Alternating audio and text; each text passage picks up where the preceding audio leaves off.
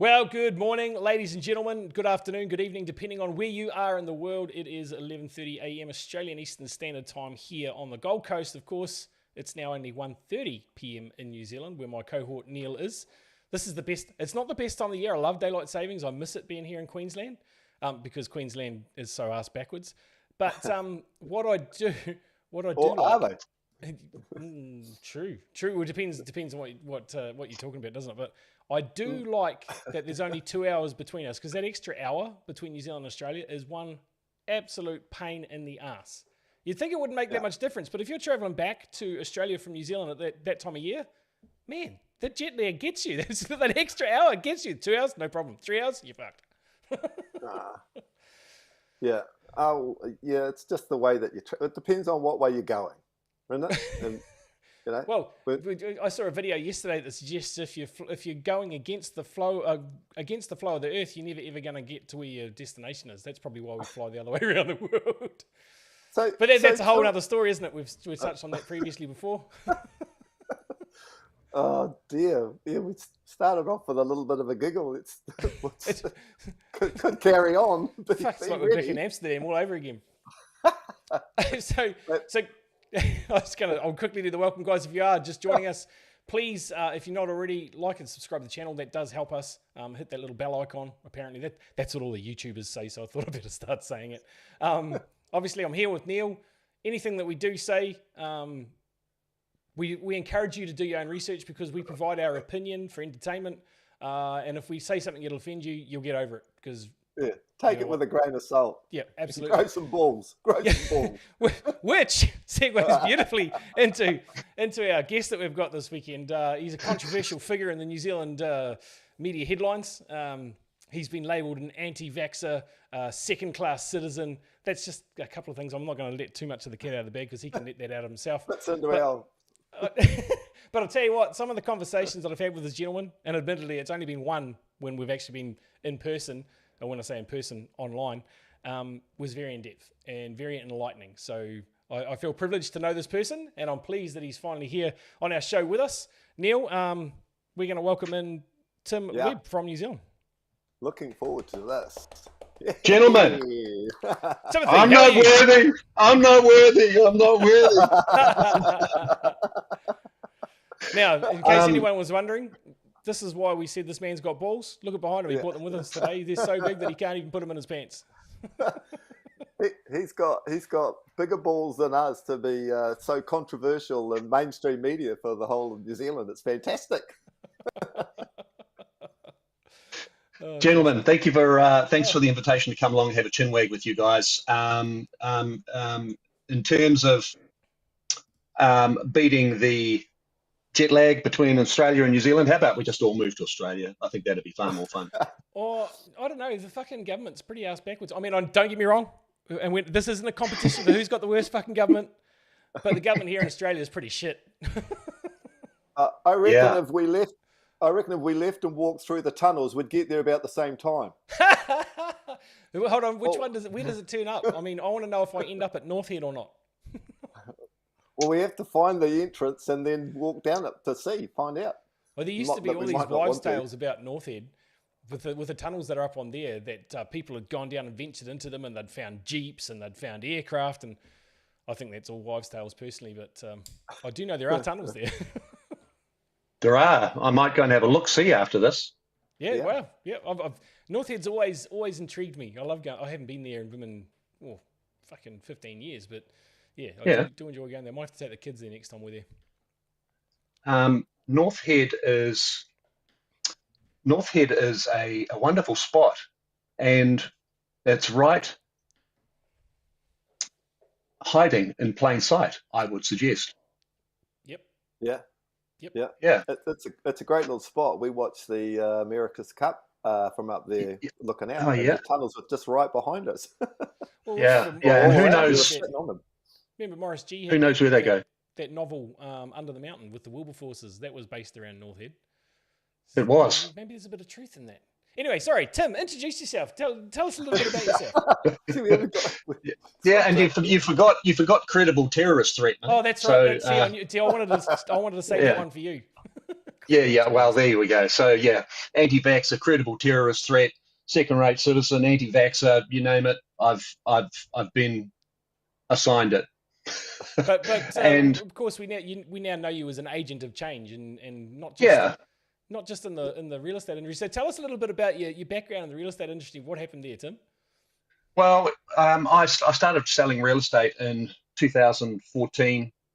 Coming from, I used to be a hairdresser for a long time, 27 years. Had my own salon business in Takapuna on the North Shore of Auckland, and um, and that was my haven. That was that was my life.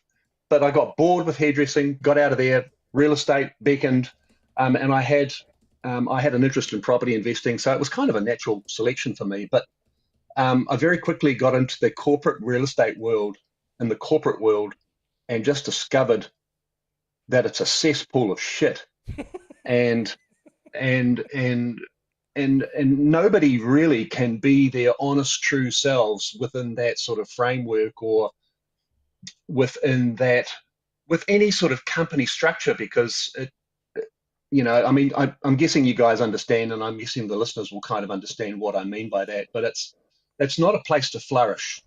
So I got a few years into real estate and um, decided to either put up or shut up. So leave the industry or say something about it. I don't go quietly into the night. So I chose to stand up and say something about it, and from a moral standpoint, and start treating. Well, actually, I was always treating my customers well, my clients well, but the consumer has had a long battle with real estate agents in this country, and I'm pretty sure it's the same for people in Australia as well, and perhaps around the world, where you get paid a whole lot of money for doing very little in the industry, and um, and so I decided to stand up, say something, put my point of view across, and um, I was not well received. I was fired by Harcourts, the most trusted brand in New Zealand, and for for standing up and saying my piece. And then my community, they were like thrilled. They were like, "Man, this is so awesome! This finally, and a real estate agent gets it." Yeah. And they said, "You've got to start your own ethical brand of real estate." And I said, I have no interest in doing that whatsoever. But then I had my arm twisted, and I thought, okay, I can do this. And the road just kind of appeared for me, so to speak. The synchronicity happened, and the rest, they say, is history. And I was very privileged to serve under my own brand for a period of about 2 years before the vaccine mandates were announced. And I went, "What you talking about, Willis?" You know, that was not freaking happening on my watch, man. There was no way. There's no way. Nobody has the authority or the audacity to tell another human soul what they can and can't do with their body. 100%. Yep. Yeah. Preaching to the choir here, but I agree 100%. Yeah. So I stand. The whole journey taught me a lot about me being who, it taught me a lot about myself and stepping into who I am as a person and owning who I am, warts and all. It's not. I'm not here to, blow sunshine up on anybody's ass, and I don't want to be praised or anything. I just want to help inspire and empower people to be who they are, so that they're able to stand in the face of whatever drama that comes along, or the good times that come along in that, because then that's living with authenticity, and authenticity is everything in my book. Absolutely. It's interesting there, Tim. You said about that's right, speaking your mind, and Harcourt's taken a exception to that and saying, okay, well, you're on your way. Isn't that so typical of society? Isn't that exactly what the government did here, New Zealand, the US, everywhere in the Western world? Isn't that what they did with the mandates?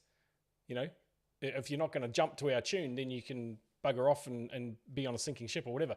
not realizing that theirs was the sinking ship. Yes. So they're not happy for you to, they want to be right that you're wrong for no other reason. Absolutely. And if you don't toe the party line, if you don't toe the company line, if you don't toe whatever line, they're going to soil your reputation and assassinate your character. Yeah. And that's effing wrong, man. Oh, totally. Pure narcissistic behavior. Yeah. And thankfully, I've done a lot of personal development over my time, and I've been able to weather the storm, so to speak. That's because, and I think that people, if they haven't done any sort of reinforcement in who they are, no personal development, if they haven't really gone in depth into who they are, or developed some sort of awareness about who they are and what they like, what they don't like, if they just, so many people are just a reaction to life. And this is what they are, the powers that be are counting on. Yeah, absolutely. So, Tim, what were you like at school? Did you enjoy school? No, mate. I didn't really enjoy school. Not because I didn't enjoy school. I was not an academic. I'm a creative. Yeah. All right. And that really didn't facilitate an easy path for me. I liked music. I liked geography, and the workshop stuff, but that was about it for me. I passed 2 subjects in school C. And so I had to repeat Form 5, and even then I failed again. So I failed it twice, right? Oh, we must be brothers along somewhere. Yeah. And so, but I'm not a rude, arrogant prick either. I was respectful to my teachers for the most part. But academic wise, forget it. Yeah, I'll learn something if I'm inspired by it. Yeah. But we never really resonated with their bullshit from day one. Hence why we didn't, the school and the academics that they were trying to teach us didn't resonate with us. And we were clearly on a pathway in preparing us for this time now to help those that didn't align with the academics, because their heads are so fucking screwed and squared up in that box. It's because they're educated. Hey, I'll tell you a story about school. I didn't fail school C in my first year. I only did school C. I didn't do what they called UE back then. I left and joined the circus. the Air Force. Ooh. No offense to all my women servicemen. Yeah. I love you all. But the only reason I passed school C maths is because my principal, Harry Shepherd, he told me, you should give up. This was at midterms. You should give up now, Andrew, because you're not going to pass your school C maths. Good grief. Fuck you. I will so. It was my best subject. He might have known how to motivate me. Yeah. A bit of reverse psychology, Red rag to a bull. Fuck you. I will so. So just while talking about geography, that was something that I excelled at. And, but who knows what the world really looks like? Well, that's exactly right. I was about to segue into that and say, well, that would make you perfect to tell us whether the world's round or flat then. Oh, yes. And of course, I am the oracle. Self-appointed. Well, yeah, but listen, gentlemen, I stand in possibility. I don't outrightly deny anything, and I don't outrightly accept anything. I hold things in possibility until probably forever, because it seems like reality changes from day to day, wouldn't you say? Yeah, I think that's actually quite accurate, and reality does change from day to day, and even from minute to minute, you might add. Yeah. And that's because our perception of things change. I remember once, as a good soldier or good airman, I was never a soldier, I was an airman. As a good airman, I believed that 9/11, we were justified in going into Iraq and Afghanistan because those motherfuckers, women, brought those towers down. That was me. I stood firm in that. And now I'm corrected. I don't believe that story at all. In fact, I'm of the firm opinion, and we've spoken about this on the show before, I'm of the firm opinion that it was an inside job. So, fast forward 15, 20 years, and I was like, well, okay, somebody presented me the opportunity that they said the world's flat. I was like, fuck off, it is. It's round. It's been proven. And then I stopped and stood in possibility, as you say, and went, well, okay, let's have a look at what the evidence is. And I'll tell you what, it's incredibly plausible. It absolutely could be fucking flat. And nobody actually knows the truth, except those in the know, which sounds counterintuitive, I know, but you know what I'm saying. Yeah, but just having the courage to just stand and embrace a possibility that is counter to what you believe in is a powerful thing. Absolutely, it takes courage. It does take courage, but it opens up in our society today. Well, yeah, especially there's a lot of men that are lacking a lot of courage lately. Well, they don't know if they're men or not. That's the biggest thing. Jeepers, another topic. Stay away. Hey, but I will say this. It's only recently occurred to me that my uncle, my dad's brother, he retired a full bird colonel in the army, New Zealand Army, right? Mm-hmm. Yep. He was military attaché up to Jakarta. And he was also, prior to that, he was with Operation Deep Freeze for a couple of years. I'm going to go and see him. Yes. I'm sure he's got some very good stories. Well, mate, I tell you, he used to be a journalist before he went in the army, so he's got a good mind on him. And when he came back from Antarctica, which he was there for, I think, 2 or 3 years, he did a lot of time down there, and he was not the same when he came back. Wow. I can imagine. Yeah, and he went to Vietnam too, would you believe? Okay. So, he's down country from where I am, and I'm going to go and see him. He doesn't know that I'm coming yet. We haven't spoken for a very long time. Hey? He might now, if he watches this, he might have seen your name go, I watch that show. Yeah, maybe. I doubt it, but sir, appreciate you. Yeah. That's Colonel Webb to you. Well, I said sir, so that's showing. Yeah, I know. It's close enough, mate. But that would be an exciting conversation. Absolutely. How long does an NDA last for? 6 months? So he's probably off the NDA by now. Should be able to speak. I don't know. That's the same as asking the guys, Neil Armstrong, if they landed on the moon. Are they under NDA? Are they telling they speak what they're told to speak? Have you watched his interviews lately? He's telling the truth. They asked him at the school. They said, "What was it like to land on the moon?" He goes, "I don't know. We didn't go." Yeah. That's Buzz. That was Buzz, wasn't it? Buzz Aldrin. It might have been Buzz, but yeah. But they've also there was the three of them that were there. There was one guy they bailed up in an elevator and with a Bible and said, "Will you swear on the Bible that you went to the moon?" He wouldn't fucking do it because they didn't do it. Yeah. Oh, yeah. That's there. I mean, when you consider, you know, the whole of our reality.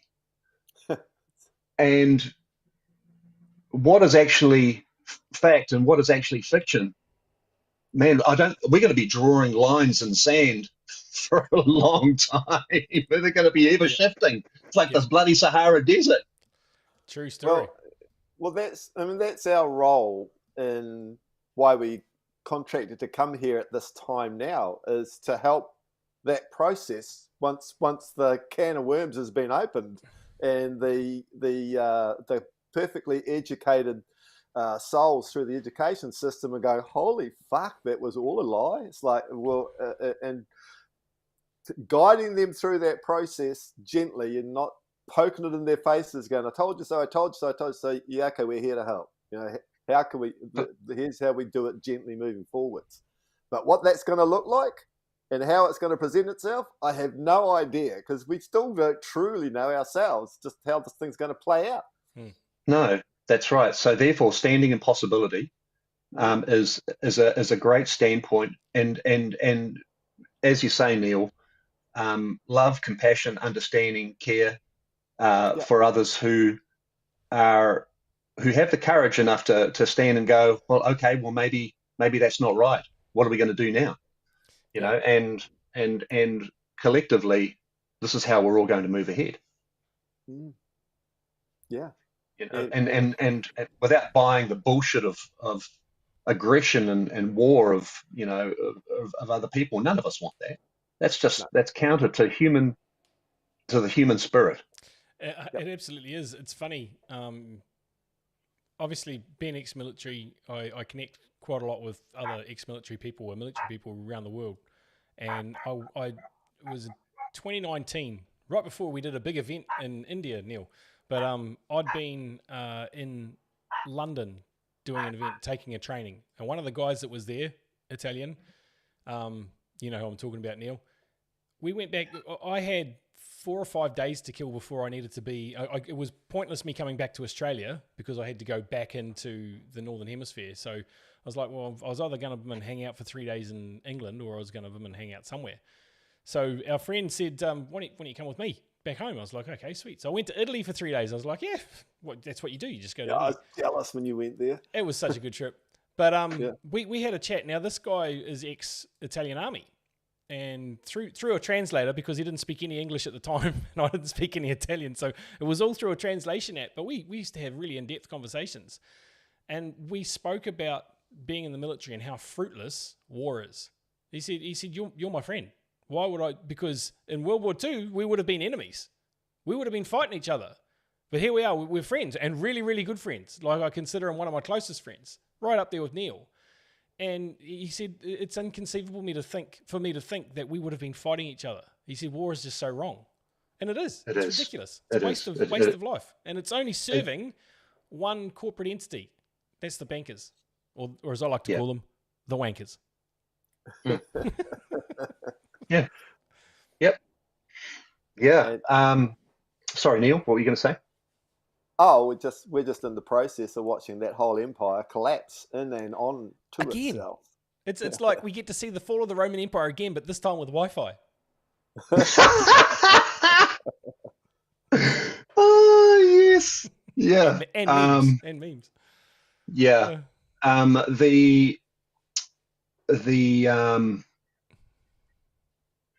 yeah, it's been a slow train crash, hasn't it? This whole thing, you know, I've been waiting for it since the GFC. That's a long. I haven't been waiting. I mean, I've been aware and awake. I haven't realised we were coming quite to this conclusion. And yes, for those that are aware and awake, it seems like a really, really slow crash. But I reckon for those that aren't, it must be a fucking shock. They're going, "What the fuck is happening?" Yeah, It's only a slow crash for us that are awake and aware of sort of what's going on. Most people don't even have a fucking clue. No idea what's going on. Why are the prices going up? Why is petrol so expensive? Why is there no food on the shelves? It costs $5 for a cauliflower now. You know, it's like, why is that all of a sudden? What's going on? Most banks are broke. Well, most people don't even understand the concept of inflation. You know, nope. Inflating the currency supply. You know, it's if you have one of something, it becomes really valuable. If you've got 100 billion, squillion, trillion of it, it has no value of it at all. Whatsoever. You know? Yep. So it's yet governments, in their wisdom, print. That's some more of that. Thank you very much. Yeah, absolutely. I remember as a young airman, how naive I was. Every year we got a pay rise. It was great. No. Our pay got adjusted for inflation. Yeah. Inflation's about 3%. We've just got about a 3% pay rise. Awesome. Well, yeah, and well, carry on. Sorry, Neil. For me, you know, inflation is like my grandfather. I grew up in the Hutt Valley, Wainui Armada. And my grandfather built. Thank you, Andrew. Love you too, buddy. And I used to go to Wellington. I used to go to Wellington a lot. I've never been to Wainui Armada. What am I missing? Okay. Nothing. Sorry, my mother and sister probably will watch this. Sorry, guys. Sorry, Raylene. Sorry, Monique. My grandfather, you know, built half of Wainui back in the heyday and did extremely well out of it. But I mean, back then, which would have been in the 40s and 50s and 60s, or probably 50s and 60s and 70s, he was building. But they were building houses for probably $20,000 or $30,000. Nice 2-3 bedroom houses, and I know all timber.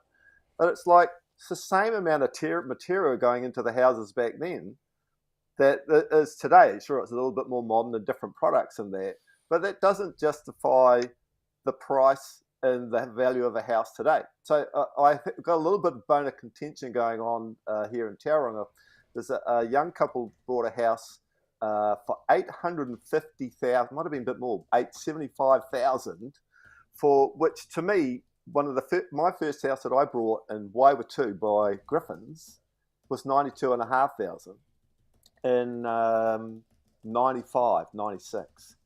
So basically this house that was bought for $850,000 was exactly the same house. It was almost the identical design.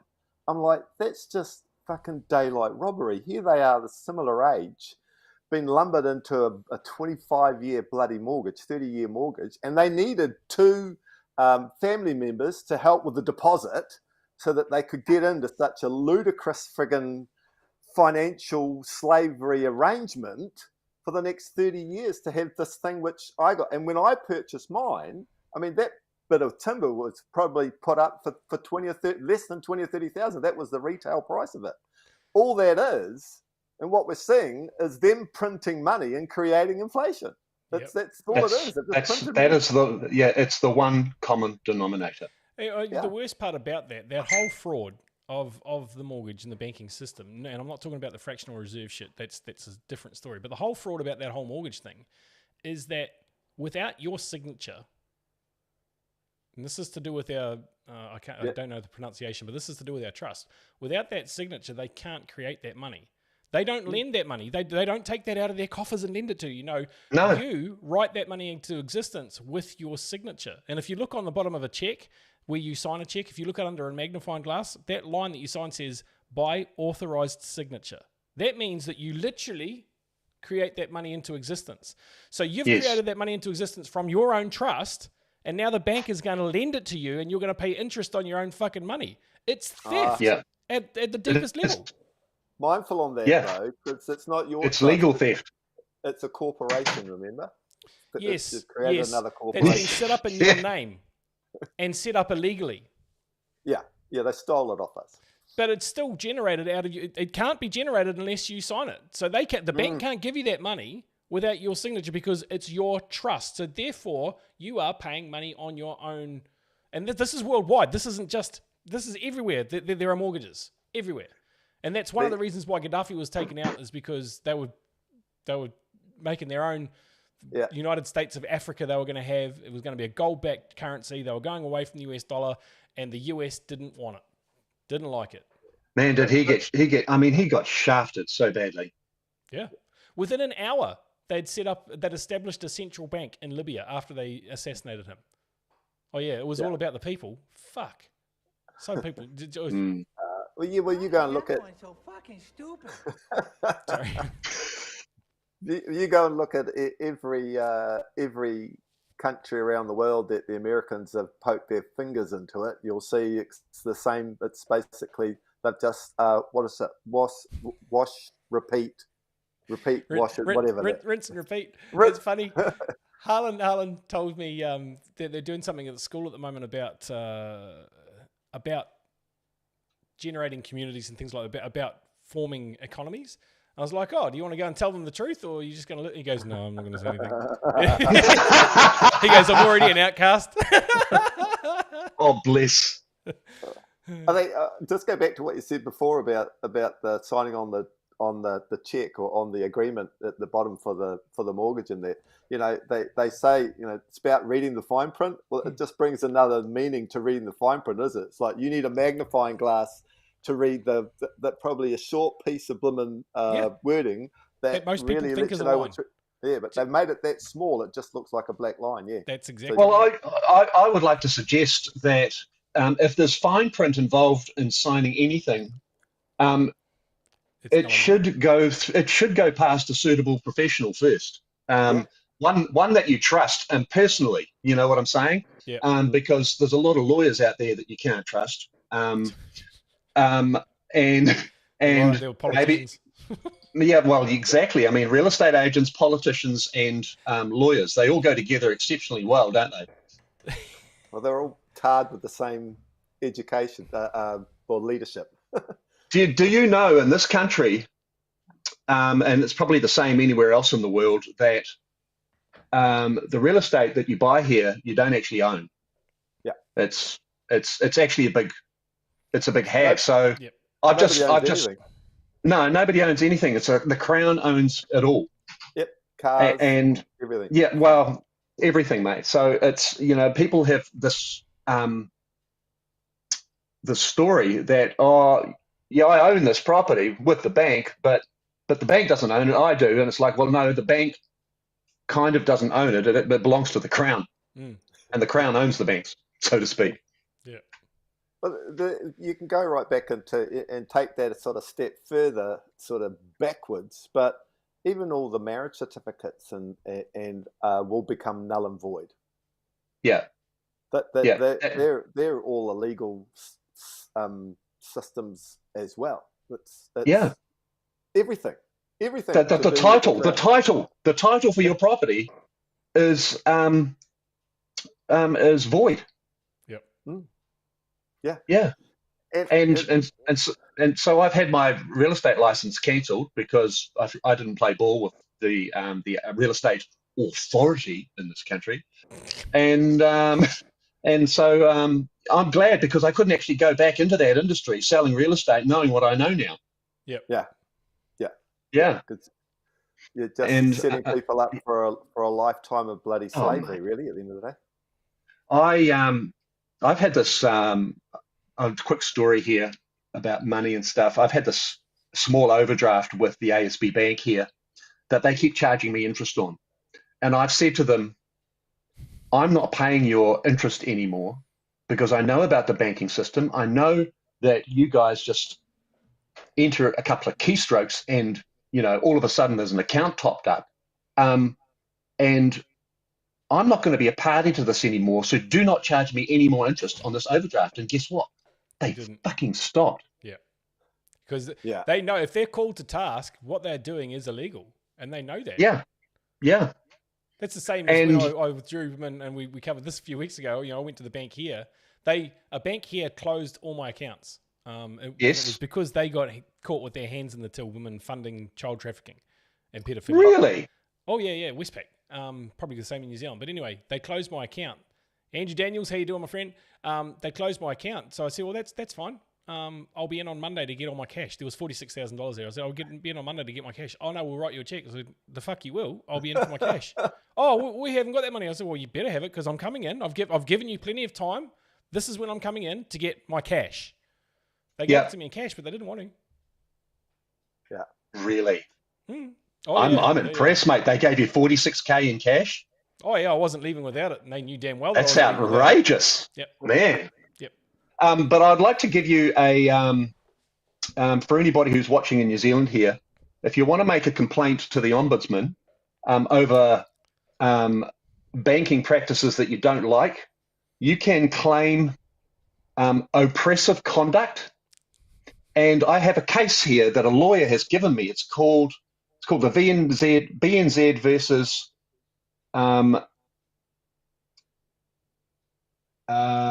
John Stephen Patrick. And it's case law in this country now. And people can use this if they have an issue with any sort of banking practice, if they're being bullied by the banks into saying pay up. So, and I assert there'll be plenty of people out there with mortgages right now who are going, what the fuck are we going to do? Absolutely. Yeah. And so that's something you can complain to the Ombudsman about. And probably if you took it far enough, I suggest the bank would love to help you get out of your mortgage. I agree. And I know there's plenty of documented cases, while we're on the subject, there's plenty of documented cases of people that have discharged their mortgages, like all of them. Yeah. Discharged their credit cards. Because what you have to remember is, coming back to what we said before about that money being created from your signature, for you to have caused damage to the bank, because that's what they'll go. If you ever go to court, if it ever goes for a judgment against you for you to pay out your mortgage, they have to prove that they have been damaged in some way. Now, given the fact that you write that money into existence with your signature, they can't prove damage because they didn't have the money to start with and they wouldn't have had the money. So given that, and like I'm very much paraphrasing, this is very much high level stuff. Like you need to dive a little bit deeper, but there's plenty of places, solutionsempowerment.com have got ways where you can discharge your debt. It's the same with credit cards, same with mortgages. And it doesn't matter whether your mortgage is 100,000 or 1.2 million. Doesn't matter because it's your money anyway. You can discharge all of that debt, 100% of it, and the banks don't want you to know this because they lose money. But it's been done hundreds of times, thousands of times. Yeah. Just mainstream media just doesn't put it out there very well. Oh, it's the same as taxation being theft. Taxation is voluntary. It's a voluntary cause that you can pay into if you want to. But everyone thinks that it's compulsory because, if we don't, they'll send us to jail. Well, that's under the threat of violence there. Therefore, it's theft. It's simple stuff, guys. Simple stuff. You have earned that money. You've gone out. You've done the toil for it. You get all of it. Not part of it, all of it. They can take taxes through the roading, through the fuel, excise, whatever, through GST, but they actually have zero fucking right to take your hard-earned cash from a pay-EYE or pay-as-you-go wherever you are in the world. And in fact, in New Zealand, you've experienced this yourself recently, Neil, I think. I know somebody has in New Zealand, that the IRD have said, put off paying your tax returns until the end of June. Well, hold on, it's tax time now. Why am I not paying it now? In the States, they've been told the same thing. Put off doing your tax returns. Why? Because they know damn well that there's not going to be a fucking tax to pay. I told... Sorry, Neil, go. No, where you go, Tim? Where you go? All right, mate. Oh, well, yeah, so I owe the IRD a tick over 40 grand, I think. But I've told them to get fucked. Yep. Nice. And they have no authority to chase you. It's all threat and fear tactics. Yeah, like it's just not happening. And I won't be bullied. Yeah. I owe them just over 4. I think it's just over 4. But I got an account. She rang me and said, it's due next week. So I don't have the money. And I haven't, since COVID, I haven't been able to earn any money. So I don't know how the hell they're going to get anything out of me anyway. But if you've got some way of telling them whatever, this by all means go and do that. But it's like getting blood out of the stone at the end of the day. So I'll see where that avenue from my accountant, who's obviously, I think she's doing all the right thing. Sorry if you get to watch this, I apologise, Lisa. But let's see what they come back to you with, and how they plan to, or if there's any repercussions for me from that end. But when I did that, I wasn't aware that, as you said, Andrew, that they'd deferred everything till June. There's no hurry till then. I mean, and I'm going to take this one step further, because if we're working in commerce, if we're in commerce, and this isn't legal advice or fucking financial advice, by the way, ladies and gentlemen, but if we're in commerce, if I have a business, a limited liability company or whatever, then yes, there is something to pay. There is a debt to be paid. That is your that's your contract. That's your contract. So that's your agreement that there is something for you to pay. In your personal capacity, no, that's bullshit. There isn't. But what you do have to remember in commerce, even if you're a business and owe income tax, then you can turn around and go, okay, that's just the first offer of the negotiation. Oh, you owe us, let's use Tim. You owe us $40,000 in tax. Well, your company owes us $40,000 in tax. Cool. That's the first message in the negotiation. Cool. I'm happy to pay you 20 cents on the dollar or 10 cents on the dollar for that. So you'll get $4,000. Like, well, no, we'd rather take 20 cents on the dollar. Okay, cool. So now instead of paying 40,000, you're only paying 8,000. Everything's a negotiation. You can negotiate. It is. 100%. It is. But I've told them I'm not paying them one brass wazoo. and I don't blame you at all. I'd be the same.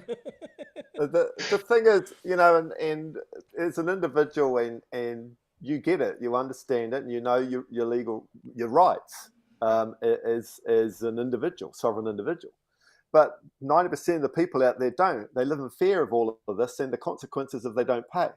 Now, if there must be at some point the ability to let these people know that they don't have to pay. And then when that day comes and everybody stands up, it's game over. Game over. Yeah. Maybe there's an opportunity there to put out an information product and market it. Yeah. I wonder how quickly that'll get shut down. Well, you're right, though. I agree 100%. Yeah, because that's worth a lot of money. If people... Yeah, well, it's... Yes, it's a lot of money, but for me, it's not about the money. It's about helping society. It's about freeing them up. It's the principle of the matter, isn't it? Mm. Yeah. Andrew Daniels has asked the question here, and it's an interesting one. What about when you're given shares by your company without you asking for it, i.e. they've just given it to you as part of the package and you didn't know about it, for a discounted price, and then the ATO slaps you with tax on those shares because the amount being counted as income? Now, I don't exactly know how to answer that fully, Andrew, but what I will say, and I've seen this recently, is that the ATO has been proven to be an illegal entity in Australia. So would you pay an illegal entity? Would you give an illegal entity money?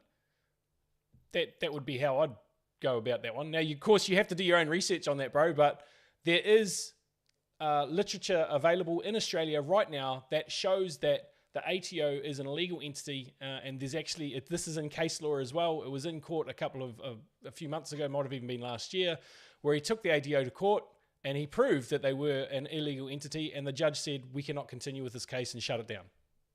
And the reason, so it's not in case law because the reasons, and I slipped up a little bit there, the reason he didn't continue with that case is because it would have set precedent. Yeah. So they're an illegal entity. I wouldn't fucking pay an illegal entity. I don't pay an illegal entity. They can get fucked. I'm with Tim. So the question is, why did the judge shut the case down? Because he knew he knew they were going to lose the fucking case, and it would have been precedent. It would have set the precedent, and that would have opened the floodgates. Oh, absolutely.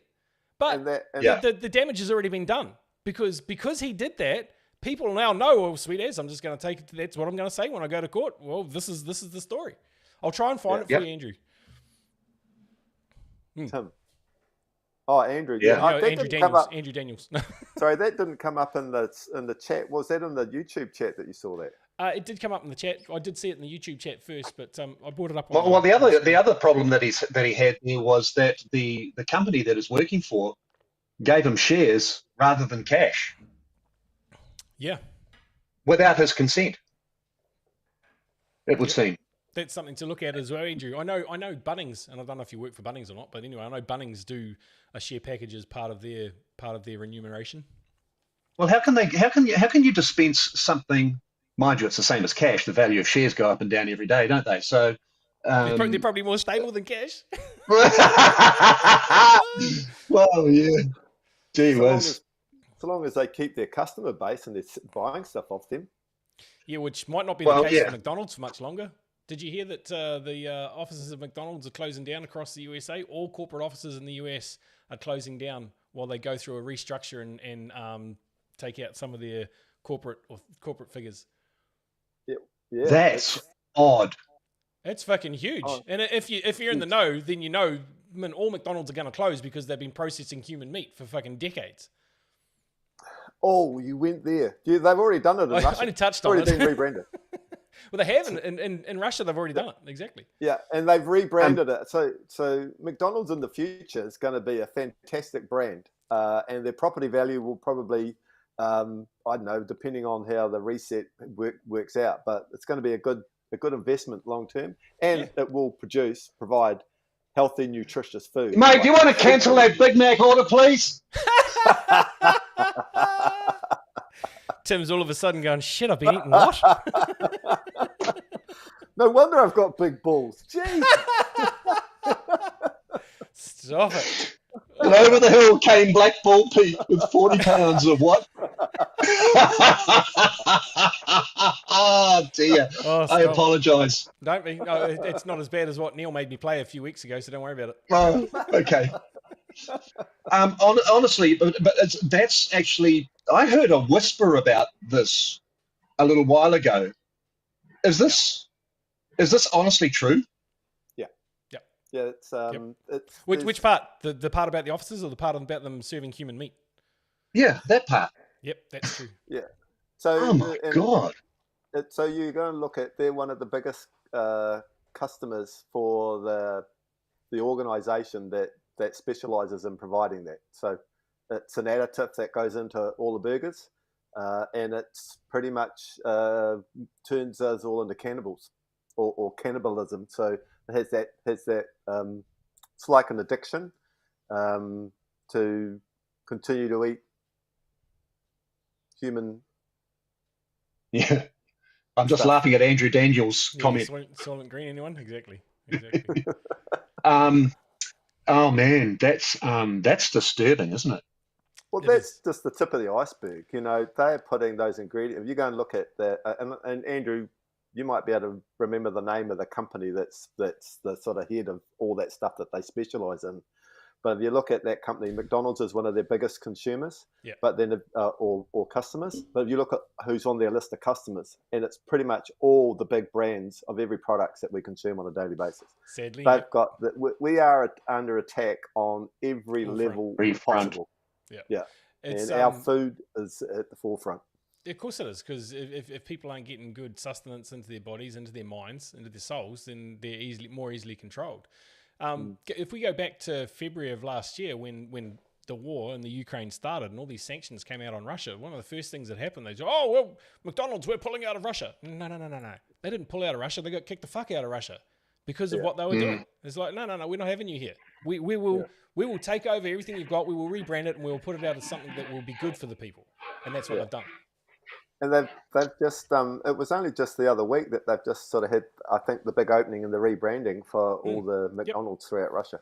That's right, because I passed the comment of how much their new logo looked like Mossburger logo. Just a different colour. So tell me then, if you were to have some sort of fast food these days, what would you eat?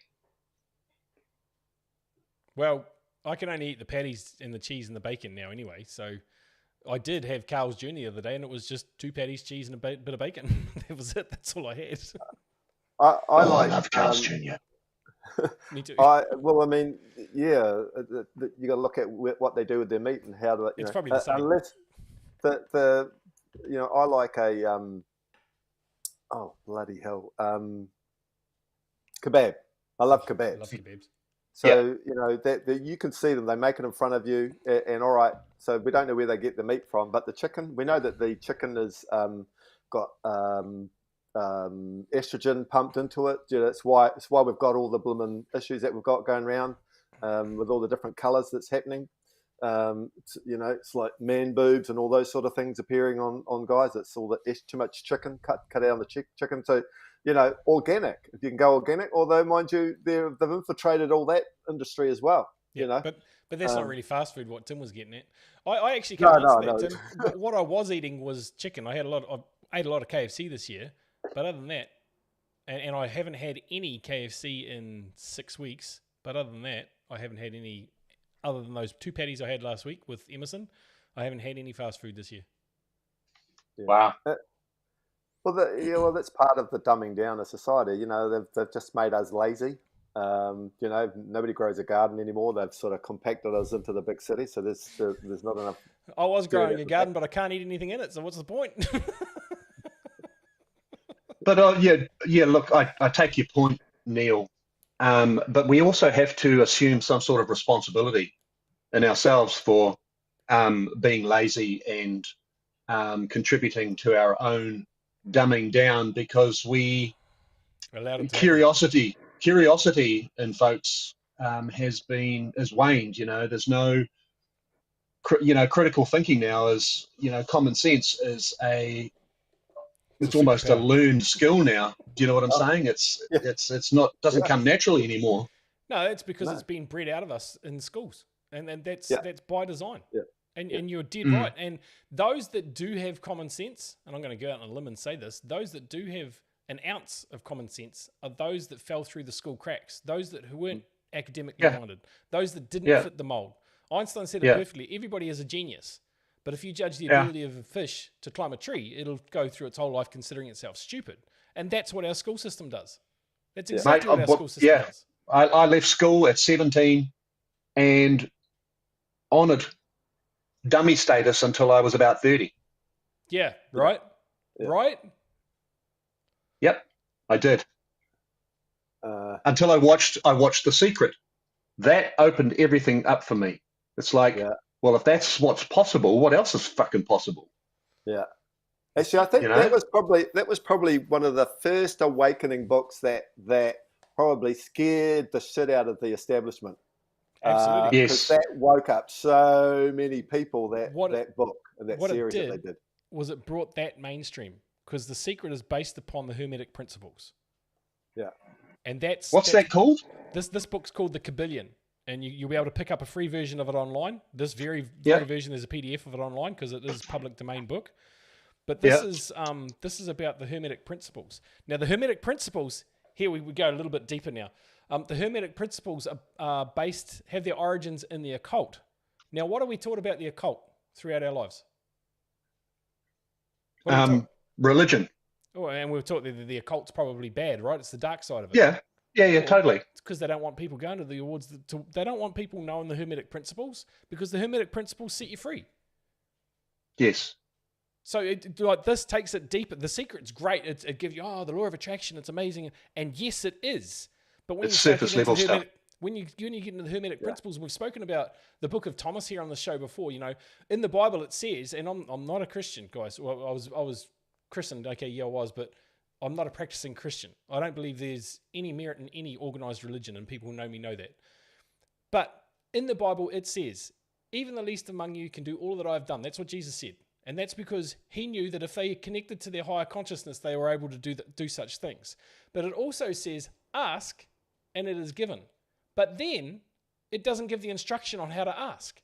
The Book of Thomas gives you the instructions on how to ask. So anything, you can manifest anything into your life. And it's all in here. Well, it's not all in here. It's in the Book of Thomas, but this will help you get there anyway. Yeah. You've got a link for that, haven't you, Andrew? Somewhere. I think I shared it with you once.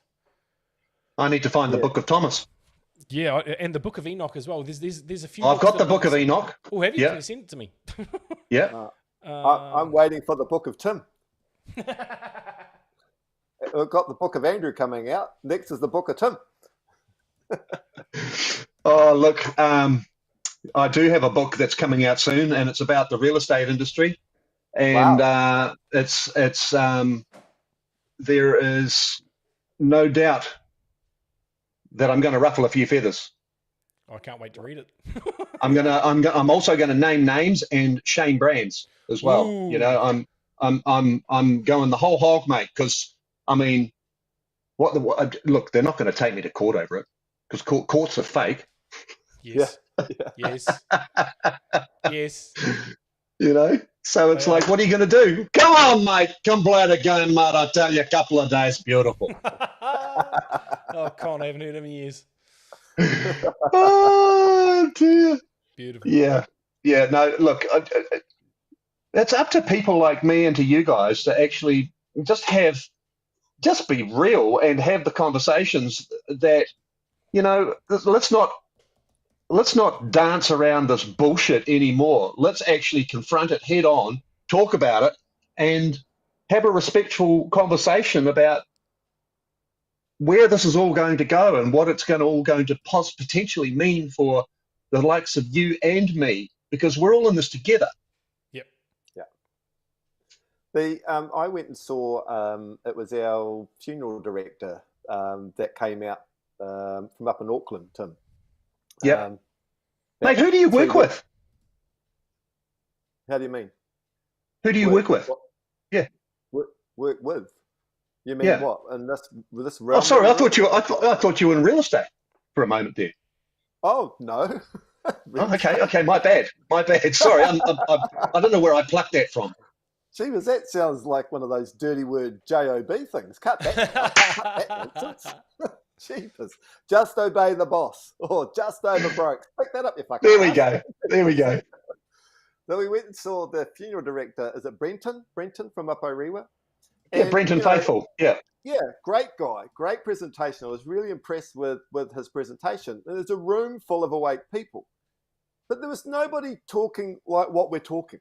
You know, and as I said to him, and I put my hand up and I said, great information, Brenton, but where's the solution? Where's the group of people that are, or the team that are getting behind and doing and trying to put what's right and do the right, do this. And all of a sudden there's a few bits and people put their hands up around the room, but it's like, nobody's talking about what we're talking about and really coming to the core of what really the fuck is going on here. And I was really quite disillusioned at the end of the day, but it's like they're awake. They just need to have some people speaking the truth and with our knowledge and what we know, and then awakening to a more in-depth level than what they are, or speaking at a more in-depth level than they're used to. And, what needs to happen from that, by the sounds of it, and this is true, it's not for people to go to an event and listen to someone speak at them. It's about creating the opportunity for those conversations and creating the space that people feel safe enough that they can view or can, say what's on their mind. Because that's a big problem. It's certainly a big problem in New Zealand. I mean, just look at giving them a safe space to be able to do that as well. So people are encouraged to. They feel welcome in submitting their opinions, if you like. Yeah. Exactly. And you could certainly, and maybe this is something that we should work towards in creating an event of something that what we're just discussing here. But an environment that is a safe environment where I guess somebody kind of leads the conversation and it's open for discussion or debate, nice debate. But to be able to come up with solutions and to be able to provide solutions and things that people could be doing to help through this process that we're fast entering into. So, I think that's got merit, Neil. Yeah. Yeah, and by the way, I was at Brenton's event. Yeah, I'm down here in the Mount, so he was down here the other week. Oh, fantastic!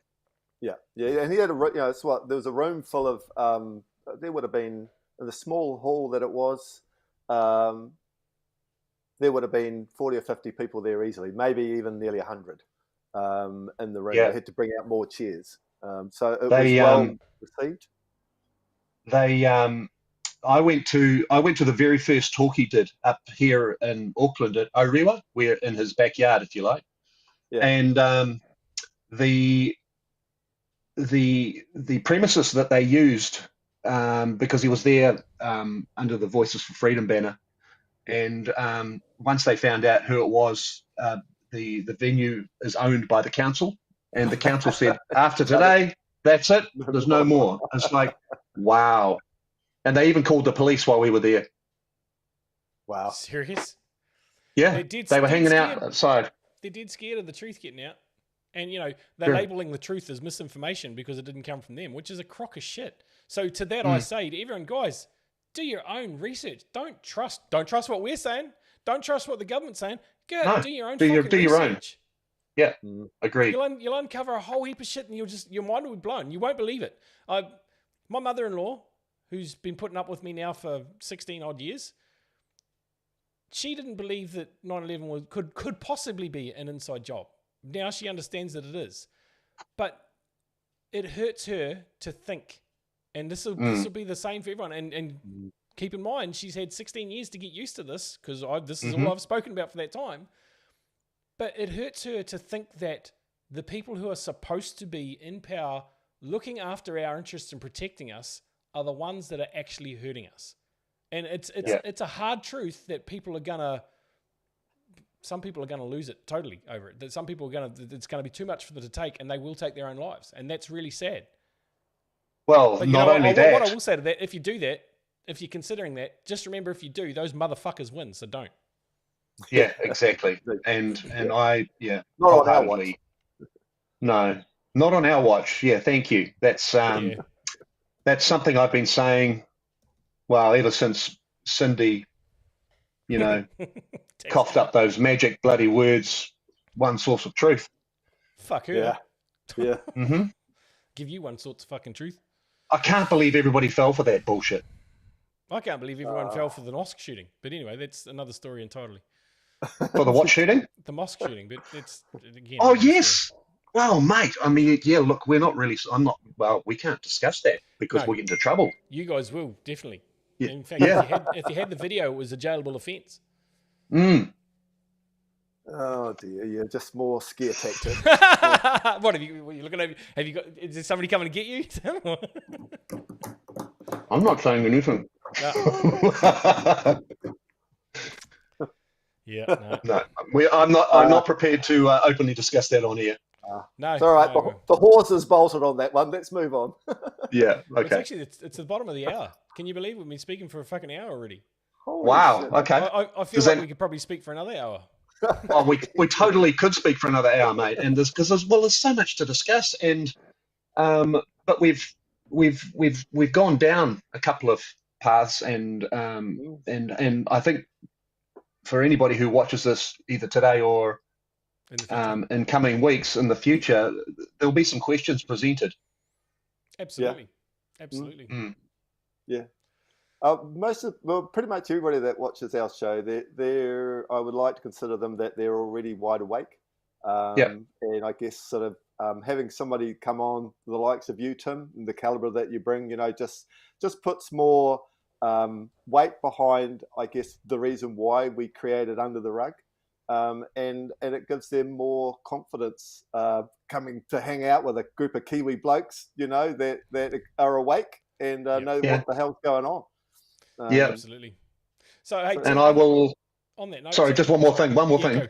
Sorry, mate. One more thing quickly. I will come back to you guys on what I find out about Operation Deep Freeze. Yeah, please Yeah, do that. yes. Do that. Yeah, that'd be awesome. What I was about to say is, for anyone that wants to know more about what you're up to at the moment, Tim, I know you've got a whole heap of data that you're putting out to the public about the last 3 years and the scam that it was. How can they best find you, get in touch with you, contact you? You can get in touch with me. Oh man, my email address is tim@agentofchange.co.nz. I've got a terabyte of information that, and I was going to sell it for $10 a month, but look, I'm happy just to give the information I have away, because ever since the mandate started in this country from August, September, my mission in life was to collect as much information as I could, and I was compelled to do it because I haven't worked, and I needed to have something for the journey that I've had, plus also for history, that needs to be saved. Yep. Absolutely. And it needs to be saved for our future generations, so they know the bullshit that's happened, and for them to not allow it to happen again. Well, that's supposedly what the Nuremberg Code was about too. Remember, that didn't work out so well so far. So far, I say so far because I know there's a Nuremberg 2 coming, and some of it's already happened, which is great. Good to see. Yeah. Tim, it's been great to have you here with us, and we would love to. Thank you, gentlemen. At some stage, maybe about the deep freeze thing, if not before. Yeah, mate. Absolutely. Yeah. It's going to be mind-blowing if he comes back and says he was mates with Peter Bird. Oh, that's going to be really good stuff. Yeah. You're talking about Admiral Byrd, right? Yeah, that man. Yeah. Yeah, it'd be fantastic. But yeah, just my 2 cents worth, Tim. It's like talking to a brother, and of like mind, and that's always a pleasure to spend quality time. I love it. As you said, Andrew, we could do this for another hour, but hey, look forward to you coming back, Tim. And I think you've got some stuff going on, so we'll be watching. You can get your join us Facebook group. What is it? So I've got So my Facebook name is Tim Webb, Agent of Change. I've got a business page, and also my personal profile, I think, is Tim Webb, Agency of Change. So they can connect with me there, and reach out, say hi. And look, if you are having dramas, if you're unhappy, I am. What are you grateful for? I just said what I was grateful for. Cool. Sorry, Karen. If you're unhappy, if you're not, if you've got issues going on for yourself, and you want to talk to somebody, I'm always available. I've been in that space, and it's not great. It's dark. It's horrible. It's lonely. And just know that there is somebody else out there who gives a shit, and we all do. So contact either one of us. Yep. Absolutely. Awesome. Absolutely. Cool. I'll echo that for sure. So, ladies and gents, what are you grateful for? Chuck that in the chat. I'm grateful to be here with these fine gentlemen. Grateful to be here to serve you guys. Grateful to be where we are in this time and space, given that what is happening and the scope and magnitude of what is happening. So, guys, keep your heads up this week. There's plenty going on, and I would say we're about to see something pretty phenomenal happen. There's lots of chatter on the Intel lines, if you like. Wait out. But we'll be back same time next week, 11:30 a.m. Australian Eastern Standard Time. That's 1:30 p.m. in the New Zealand, and it is 9:30 p.m. yesterday in the States, Eastern Time. So we look forward to seeing you guys next week. Remember, get out, share it. If you're not already, please like and subscribe to the channel. It does help us grow, apparently. I don't know. That's what all the YouTubers say. But we'll be here next week. Love you guys. We'll talk to you soon. Thanks, Tim. Thanks, Neil. See you guys. Gentlemen, thank you very much. Awesome.